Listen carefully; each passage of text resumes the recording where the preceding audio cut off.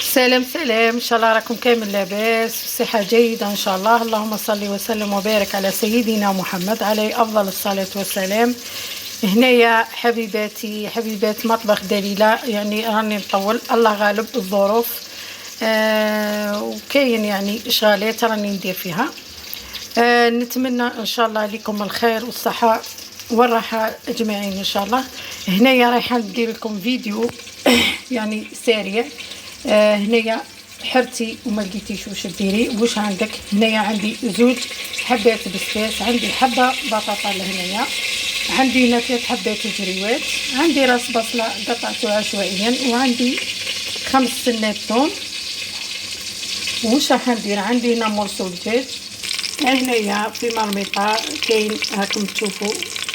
شيري عندكم دجاج ولا تقدروا ديروها بلا دجاج. هنا درت حوالي 2 مغارف تاع زيت، مغرفه تاع سمن، وخليته يحمر مليح مليح. ودوكا تشوفوني واش ندير. شوفوا هنا بعد ما حمر رايحه ندير البصله. بسم الله.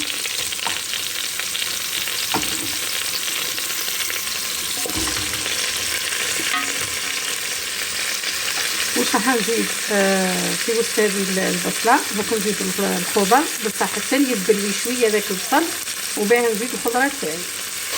هنا راح نقول لكم يعني هي دايره التدبيره. هنايا في الحاجه تصب لكم دجاج ولا داك البصله صافي تولوا ما تشوفوش خلاص هذاك الصيد ولا داك الحريق. شوفوا كيفاه يولي الدجاج ما يرفدلكمش. انا اللي نستنى البصله حتى تدبل تطلق هذيك العسل تاعها وباه نلوح الخضره. هنا رايحه ندير شويه ملح وندير الخضره تاعي وندير لها لي زيتي. واش راح نزيد الثوم لي زيتي. هنا واش عندي زنجبيل، عندي راس الحانوت،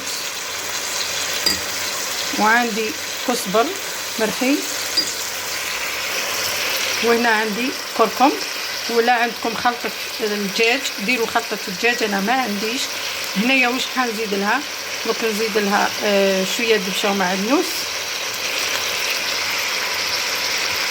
ونخلط كل شيء مع بعض. الماء تاعي راه يسخن باش نمرق.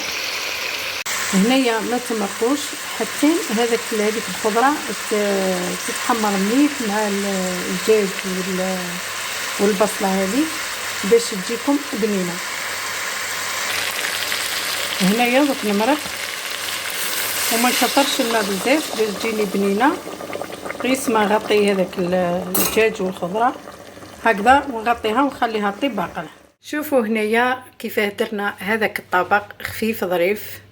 يعني عندك حبه بطاطا، حبه جريوات، تقدري يعني شويه بسباس، اي خضره تكون عندك في الفريجيدير تقدري يعني تفكري بها وديري جواز ولا عشاء هايل ولا غدا. هنايا شوفوا كيف هذيك المرقه جات خاثره، الله الله، وجات البنه ما عندي ما نقول عليها.